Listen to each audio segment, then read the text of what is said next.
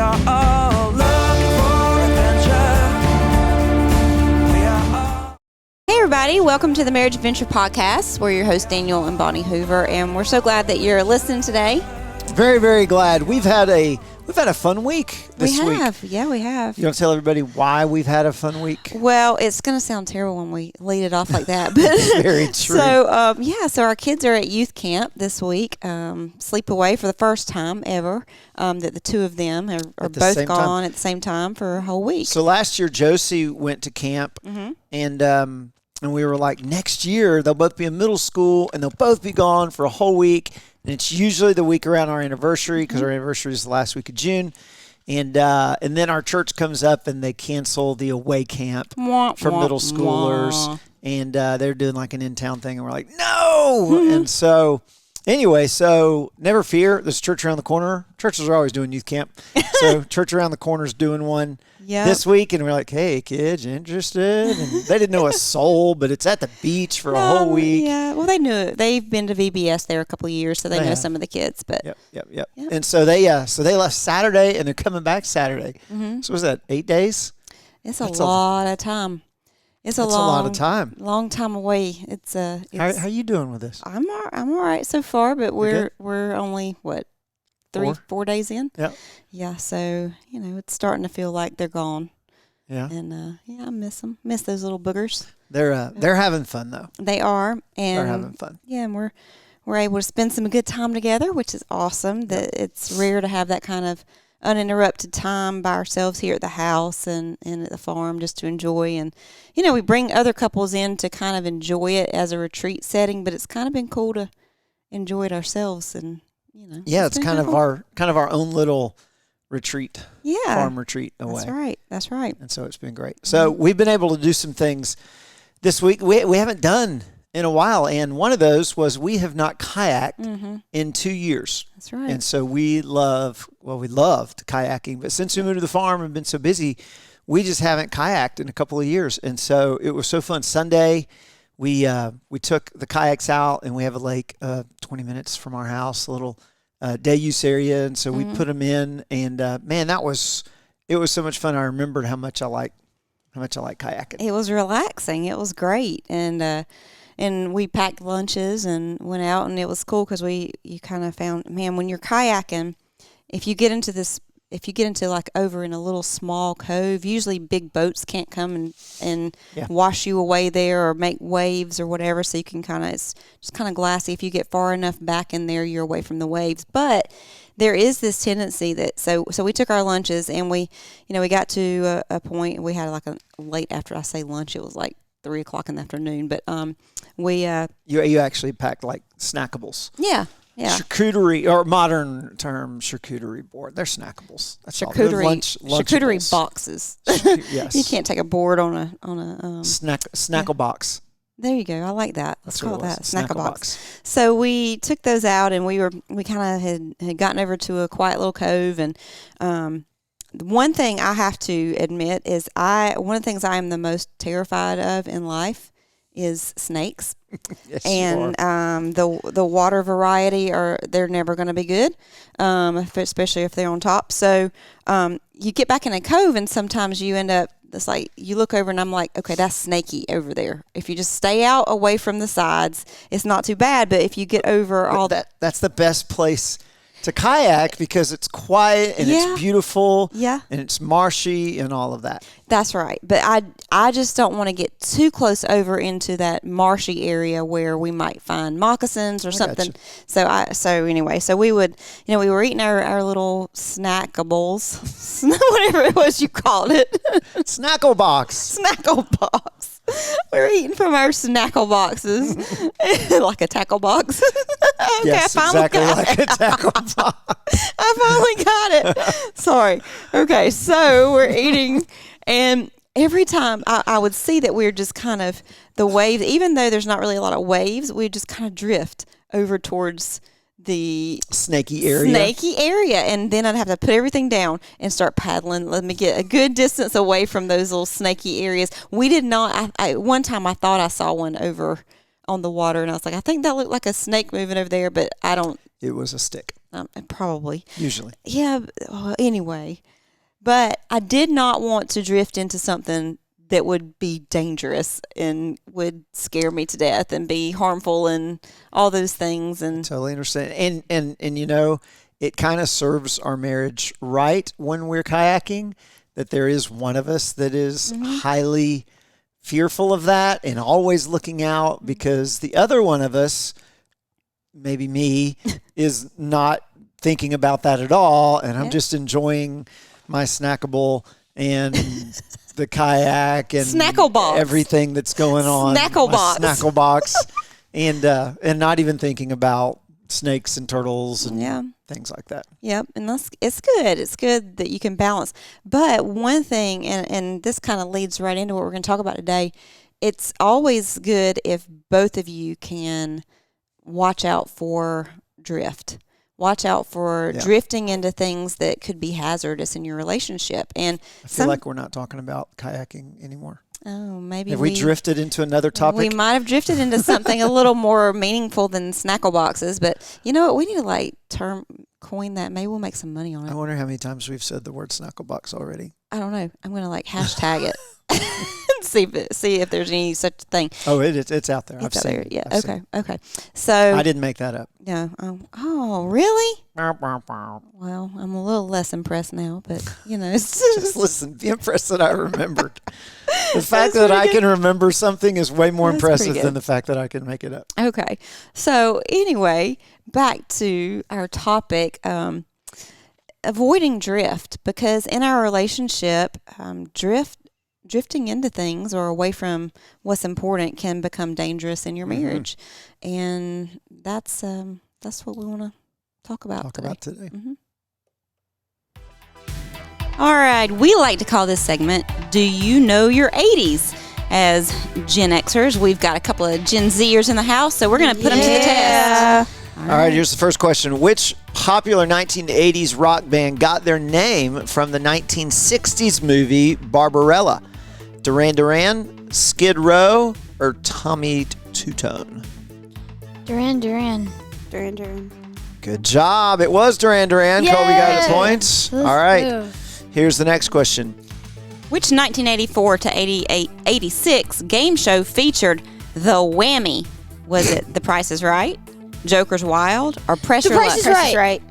Joker's Wild. No. The answer is Pressure Luck. What? Oh, yeah, that's right. All right. Here's the next one. Go ahead and make my day was a famous quote by Clint Eastwood in which Dirty Harry sequel? Sudden Impact, Magnum Force, Tightrope. Tightrope. You have no way of knowing this, so. Tightrope. Magnum Force. Oh, sorry. The answer was Sudden Impact. Neither of us got it. Okay. True or false? The Millionaire Boys Club was a group of young men who forced wealthy people to sign over their assets and then murdered them. True. That was incorrect. Wait, that was a true or false? It was the Yes. Billionaire Boys Club. I've never heard of that one. I've never heard of that. I mean, you're Okay, what was the name of the Las Vegas hotel that caught fire in November of 1980, killing 85 people and injuring almost 700 people? Oh, my. MGM Graham, Bally's, or Circus Circus? MGM Grand. Bally's. Yes, it was MGM Graham. Yes, I have two. all right, Colby. Way to go, Colbs. Okay. 2-0. What was the name of the character played by Michael Schoeffling in 16 Candles? That was one of your favorite Yeah, movies. was it wasn't Jake Jones, Ryan Baker, or Jake Ryan? Jake Jones. Chick Ryan. Josie got Jake it. Ryan. It's 2-1. Okay. Who was the TV action star of the 1980s that had a pop album in 1986 entitled Heartbreak? Don Johnson, Bruce Willis, or Edward Bruce Woodard? Willis. What was the last one? Or Edward Woodard? Edward Woodard? Don Don Johnson. Johnson. Oh, it was the Good first job. Who won? Colby. Colby won. Way to go, Colbs. So today we are back talking about the drift, but I'm listening to that. Snackle boxes. Snackle boxes, but I'm listening to that. So we pre-recorded some of these 80s things. They're probably wondering, I thought your kids were out of I town. know, and I'm like, oh, I hear their little voices, and I'm like, You know, it's our goal, though. We do have, whether they're Gen Z Our goal is to raise them like they're Gen X. So. Exactly. I mean, I that's know, no for better real. way. So that first question was Duran Duran or Tommy Two Tone. Can you name a song by Duran Duran? I don't believe I can. Can you? Okay, yeah. Wild Boys, yeah, something yeah. other, and then Tommy Two Tone. This is the real. I have no trickster. Ready? clue. It's your favorite set of numbers coming out of the 80s. 8, 6, 7, 5, 3, or 9. Yes, Tommy funny. Two Tone. 8, 6, 7, 5, 3, I had no idea. Yep, But yeah. I believe that's true. Fact check me, and if I'm not right on that, someone please comment on it. Mhm. Okay, back to the topic at hand. Drift. I drifted away from the at topic you. of at hand. Yeah, you're So- so in our relationships though, let's define what is drift. What is drift? Okay, drift. I'm going to read the screen right in front of me. It's unintentionally moving away from each other in your God-assigned mission. So unintentionally, Not that kind of means accidentally, accidentally not on purpose. moving away from each other in your God-assigned mission. Sometimes it's even doing good things, but they become the enemy of the great. To go off of Jim Collins' book, good becomes good to great. And I see this a lot of times in couples that I work with. They'll have issues, and they'll come in and we'll talk, and these things have been going on for 10, 15, 20 years sometimes. And they don't realize it, and they just unintentionally drift. And typically it happens when kids come into the picture, or when one of the spouses gets a job promotion and life gets busy with job and with kids, and now kids are going to school. And then as your kids get to be a certain age, well, now they have their own lives. And now they have their own interests, and everything in the family becomes about the kids' interests and work and all of that. And what begins to happen to the couple is they think, man, we're doing really good. We're doing this family thing great. But yet they unintentionally drift from each other. Because if you have more than one kid, well, now you can't play, you can't just both be with that person. Now you got to play zone.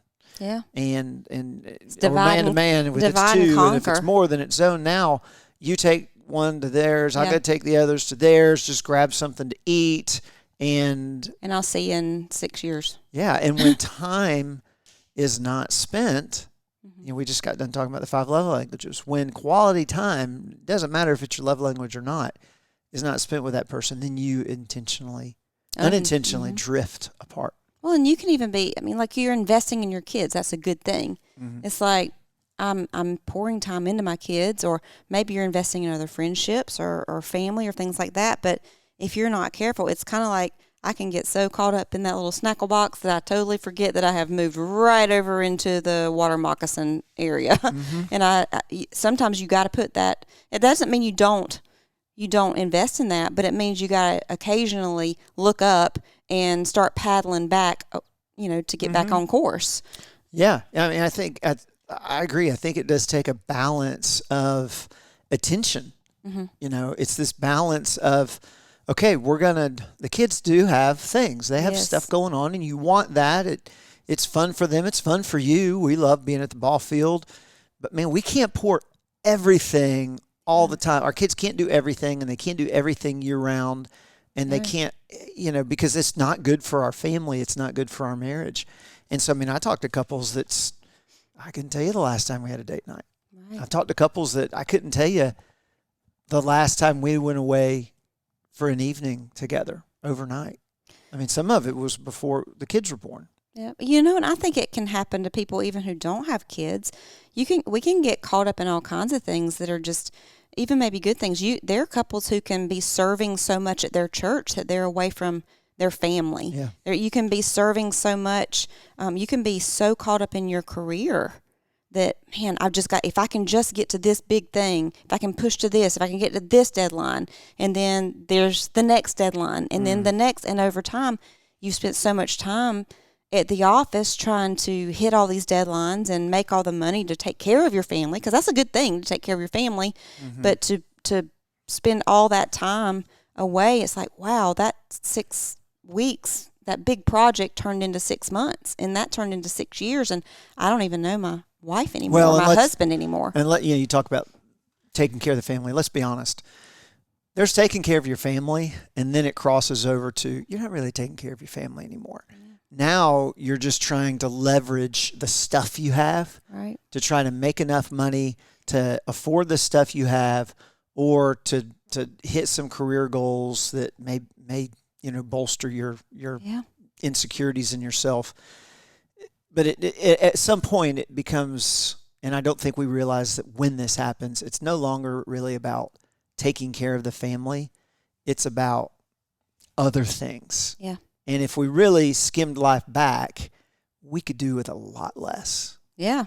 If we'd skim our overhead back and focus the attention relationally on our marriage, on our kids, we could really, create a lot of space and a lot of simple in our lives. We were recently watching a series that was back in the 1800s, and I was struck by how little they had. It's like we've got a motorhome where we go out and go camping, and basically their whole life and everything they owned was in that little covered wagon. Yeah. And I thought of all times in history that we could live, we've got the most comfort, we've got the most. We've got running water, we've got electricity, we've got the most overhead, we've got the most worry, we've got the most anxiety, probably of just about any generation, because we have created this, I need this, we've turned our wants into calling them needs. And then we chase those so, feverishly that we just don't have time to slow and to enjoy the people that are in front of us and invest in the people. And we've all heard that if the devil can't make you bad, he'll make you busy, and it's just so true. That was the message Sunday at church, and it's so true. So how do we in our marriage? How do you avoid the drift? If drift is unintentional, it takes intentionality to avoid the drift, because and we've said this many times on the podcast. If we just go through life unintentional about stuff, everything in our life will drift. Yeah. And we've said this before, whether it's our finances or whether it's our fitness. I could go a few weeks and I have here recently, being unintentional with what I'm eating and just enjoying everything.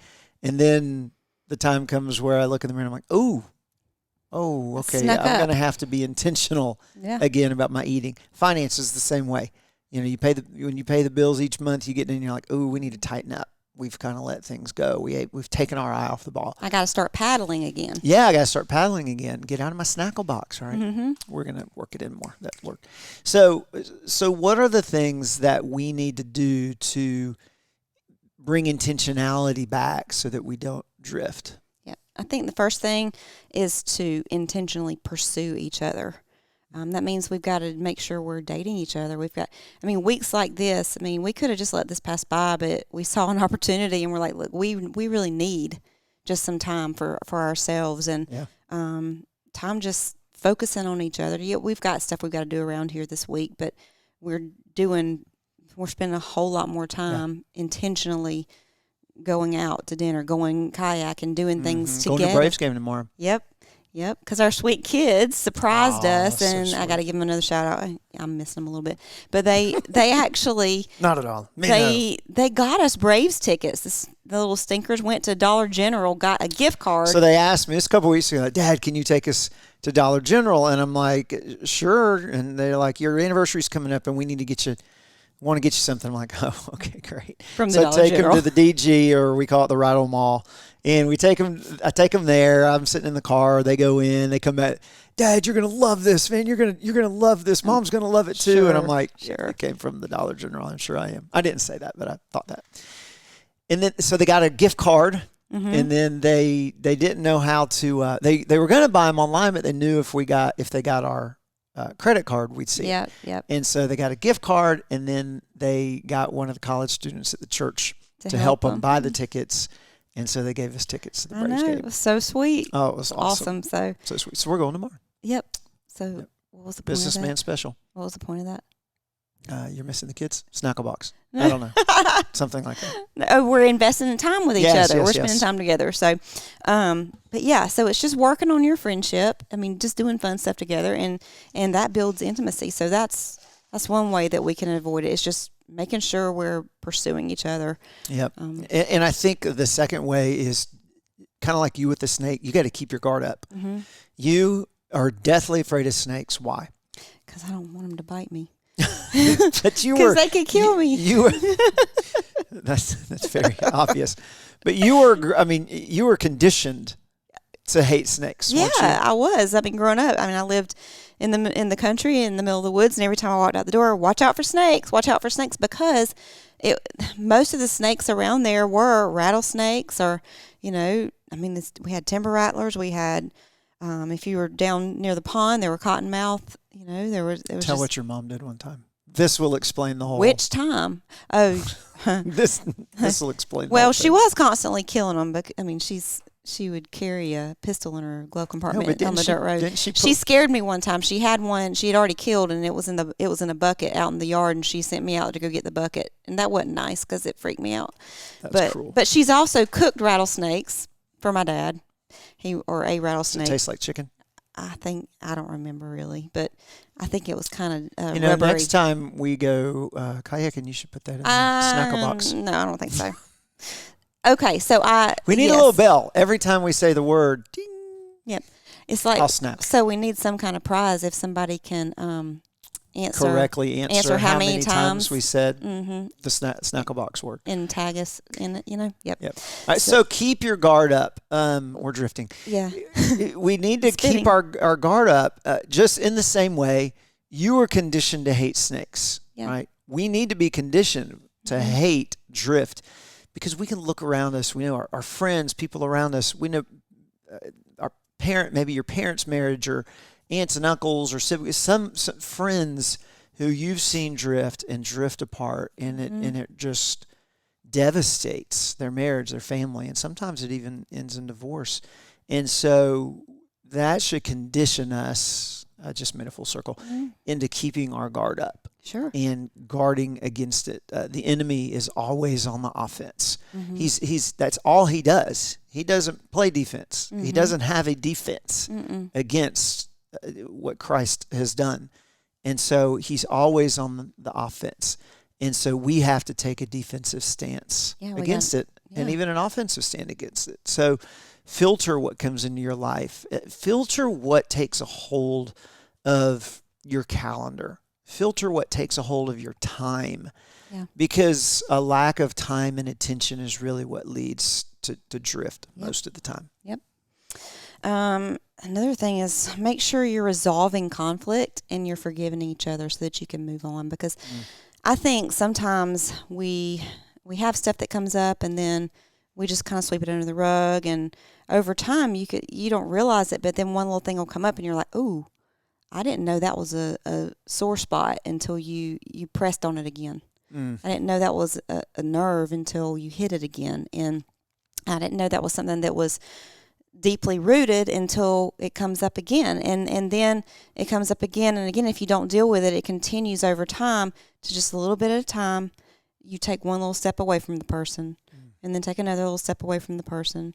And before long, there's an ocean of distance. It's this wedge that you don't realize, and that wedge kind of gets in there, and it begins to push you apart without even thinking about it, without even realizing it. It's kind of like when you go to the ocean and you've got the pull, the tow, the undertow, the undercurrent, the tide, and you don't even realize it's there. And you go out in the ocean, you don't realize it's there, and then what begins to happen? Well, it begins to pull you out, Drags you out. drags you away. And you're right, that's what unforgiveness and unresolved conflict. And especially if you're a person that hates conflict, if you're a person that is conflict averse, not adverse, conflict averse. Is that right? I don't know.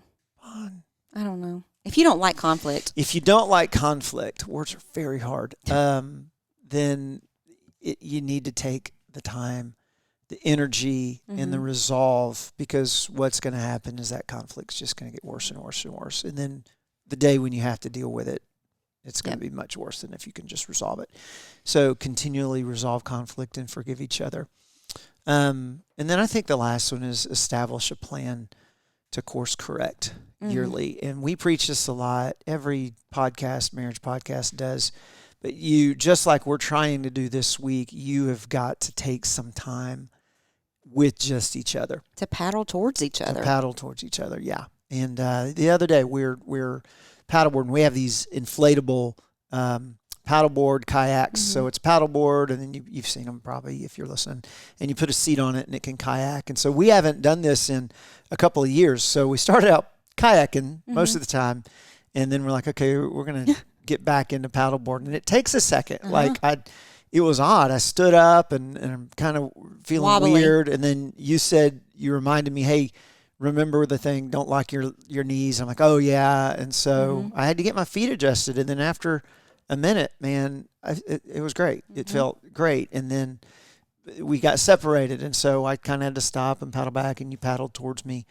And that's a lot of what course correcting is it's going to, at first, if you haven't had a date, if you haven't put things on the calendar, it's going to feel really odd, and it's going to feel cumbersome because we're not used to just taking a week or a weekend for ourselves. And we're not used to taking that amount of finances for ourselves. It's so funny. I saw a little meme earlier online, and it was somebody said, when I spend money on myself, and the person was like biting his finger, and I was like, no, I shouldn't do that. And it said, when I spend money on my kids, he's like, cash, just throwing cash into the air.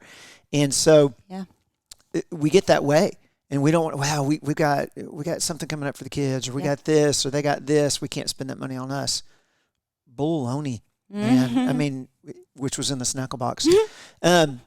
We need to take we need to take those resources, time resources and money resources, and set it aside for us, for your marriage, for your relationship. And that'll help you course correct it. Bonnie, what are some ideas of how they can do that? So I think we said to course correct yearly, but I think this is something that you can, to stay on course, you need to do. We kind of have a plan for it that we've come up. We've started telling people, and I think you have to make a plan to intentionally connect with your spouse. And I think the first one is to have daily check-ins.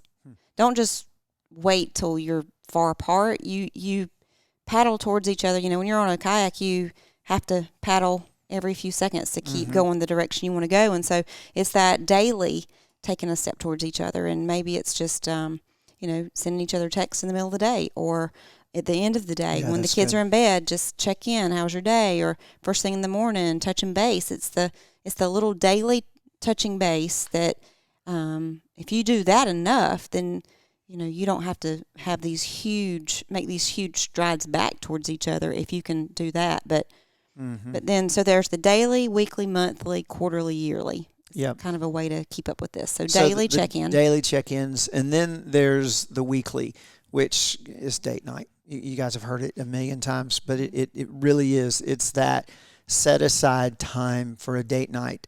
And if you have the resources and you have the time and the ability, then man, go on a date. It's great. Go out to dinner, do something fun. You're not going to be able to do that every week. No. In our day and time, people just don't have that amount of money, because a date night, if you got kids, it's a couple $100s a week, and or that time. But you can set aside things that kind of are similar or can equal that. So if you can't do a big date, you can only do it once every few weeks.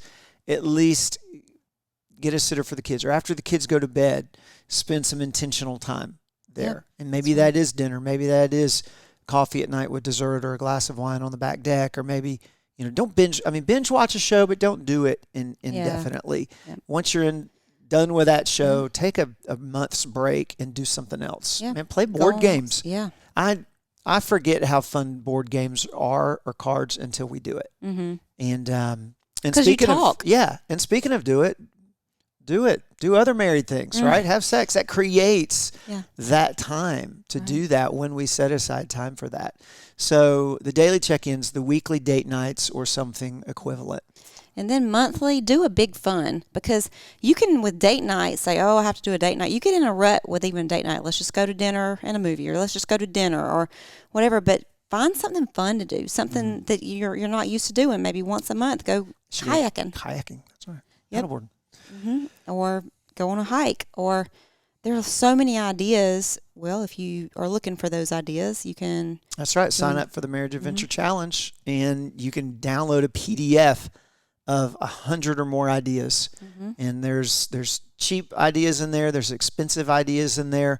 There's outdoor ideas. There's indoor ideas. There's romantic ideas. There's so many different types of ideas in that PDF. So just go to themarriageadventure.com, sign up for the Marriage Adventure Challenge, and you can download that. Yep. And that it's just, you have to have fun. Yep. I was listening to a podcast yesterday. It really meant a lot. It was my old youth pastor in high school was one of the most pivotal people in my life. And, you can go back and you can look at people that were pivotal and that meant a lot. And he was one of them. Brother Doug was his name. And his son was on a podcast episode of a podcast yesterday for Father's Day.